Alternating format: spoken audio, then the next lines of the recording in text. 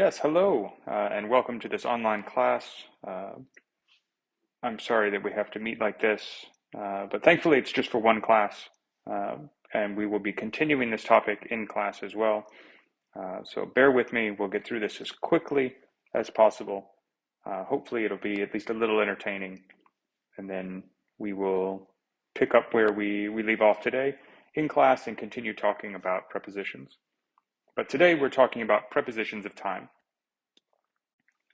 So prepositions of time are going to let us know when something is. And so they will allow us, as it says here, to describe moments in time. So the common prepositions of time, as you can see here, the three in red are the most common, but they are at, on, and in. And then we also have the prepositions for, by, since, until, before, and after. And so again, these are the prepositions that allow us to describe where something is or when something is in time. So at, on, and in, again, are the three most common ones. At is going to be used when something is very precise. So we know exactly where it is in time. So for instance, lunch starts at 1300 or lunch starts at 1 p.m. Another one would be, my alarm goes off at 5:30 a.m. That is a very specific time. It's very precise. Sometimes it's a little earlier, sometimes it's a little later. It is exactly at that moment. We use on for specific days. So it's also precise, but it's not for a specific time. It's for a specific day. And so we can use it for a day, or we can also use it for a date. So, for example, I will wear my favorite shirt on Halloween, or I rode, as in my bicycle, I rode 80 kilometers on Friday. So in both cases, either a specific day of the week or on a holiday or another day that we know. So on the 15th of November. But we use on when we're talking about specific days, right? Days or dates. And we're going to use in for a specific amount of time or a limited amount of time, right? So if we want to talk about a decade, then we would say school was harder in the 1980s, right? School was harder in the 80s. You can also say, I sweat more in the summer, right? So we're not talking about just on one day, like, oh, I sweat more in Friday? No. It would be on Friday because it's a day. But if we're talking about multiple days, right, the whole summer period, it's I sweat more in the summer. Or you could also say it is colder in January, right? You wouldn't say on January because January is multiple days. You wouldn't say at because it's not a time. So it is colder in January. So if we're talking about a specific time, we use at. If it's a specific day, then we'll say on. And if it's for an amount of time or a limited amount of time, like a month, a year, a decade, a century, so on, then we'll use the preposition in. And as you can see on this chart here, right, we can break it all the way down. So in general, in is used, right, for the bigger things. When we get more specific, we say on. And when we talk about at, it's normally going to be very, very specific. So you see on the side there, it says centuries and decades and years for in. But then time and days or specific days and holidays, we'd say on. And then hours or, parts of the day. So at midnight. But it can be difficult because you can also have in the morning, right? So at midnight, a very specific time. Morning is a range of time, so we use in the morning because it's a long range of time, right? So at midnight, it's a specific time. It's only technically 1 minute long. It's when the clock is 12 o'clock in the morning, right? Or at noon, at 12 o'clock.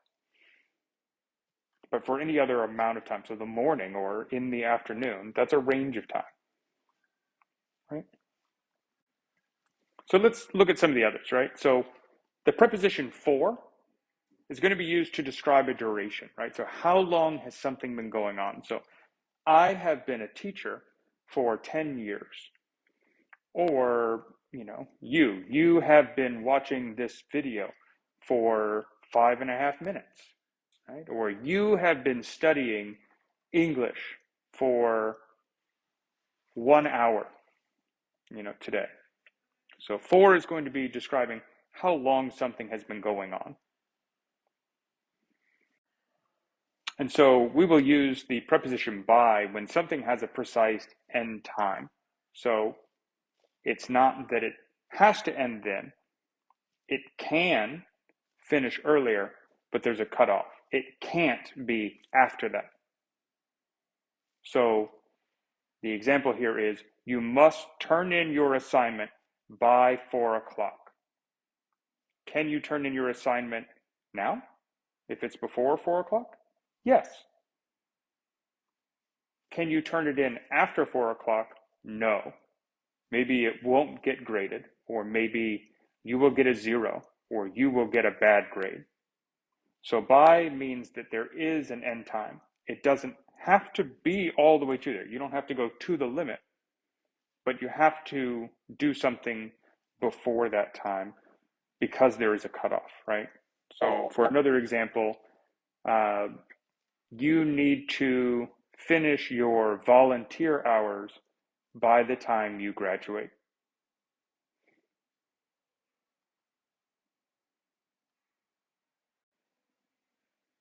And so the preposition since is going to be when we are describing something that has a precise beginning. So I have been a cyclist since 2010. When did I start cycling? 2010. There is a beginning, a specific, precise beginning. Another example, I have been living here in Geochang since August, right? I have lived here since August.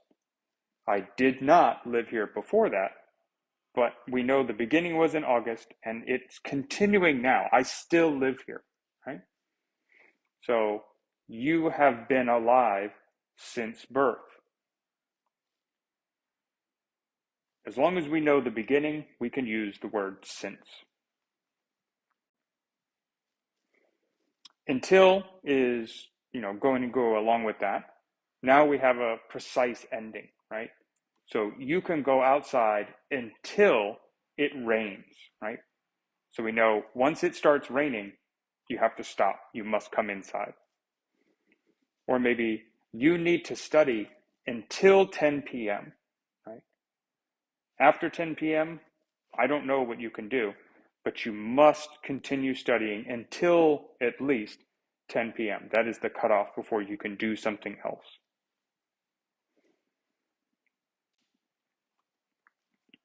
We use before and after to describe when there is a sequence of events, right? So after is used when something else has been completed, and then before is used when something needs to occur first, right? So for the examples here, we start class after the bell rings, right? So we need something else to be completed before we start. What is it that needs to be completed? Well, we need the bell to ring. So when the bell rings, we start class. We start class after the bell rings. And the same for before. You should get to class before the bell rings, right? So the bell rings, we needed something to occur first. You should already be in the classroom, right? You should be here before the bell rings. When the bell rings, you should already be in class. And so to wrap this up, again, with prepositions here, we're talking about prepositions of time. And prepositions of time are going to tell us the position or the place that something has in time. So again, for example, I have been a teacher since 2012. This is telling us a specific time that something started. So I started teaching in 2012, and I am still teaching. It is still going on, right? If I had said, I have been a teacher for 6 years,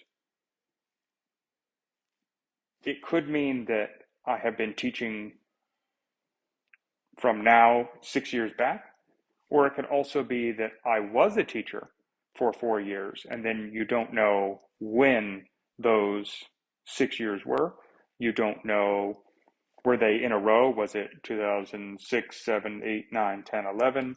Or was there, a time period where you weren't a teacher in between?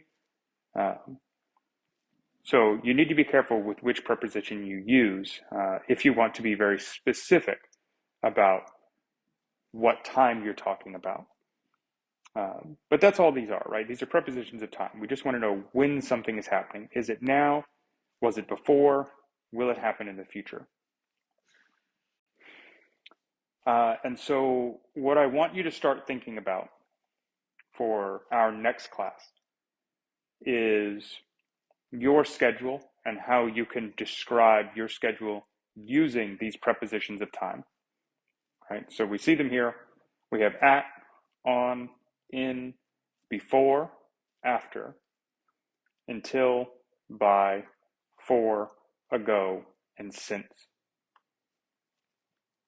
And so again, I want you to try to use as many of these prepositions as you can. I understand if you can't use all of them because it would be rather difficult to do. But like it says here at the bottom, I want you to use at least 6 of them to describe your morning routine. So, for example, here on the side, hello, my name is Ryan, and my student number is, and you give your student number. I wake up at 5:30 every morning. I always drink a glass of water before I wash my face. After I wash my face, I cook breakfast. And so you go on. So we want to use at least six of these prepositions to describe your morning routine. And the only one that I'll give you a warning about, make sure that for prepositions like on or in, that you're using them in the correct form. And what I mean by that is, and it says it here in red, do not say, I eat breakfast in the kitchen, because in this case, in the kitchen is going to be describing the location. And we're not talking about location right now. We're talking about time. So if you want to use in, then you would need to say something like maybe, I eat breakfast in the morning. So. But don't think about it too much, right? Just, describe your morning routine. What is it that you do in the morning?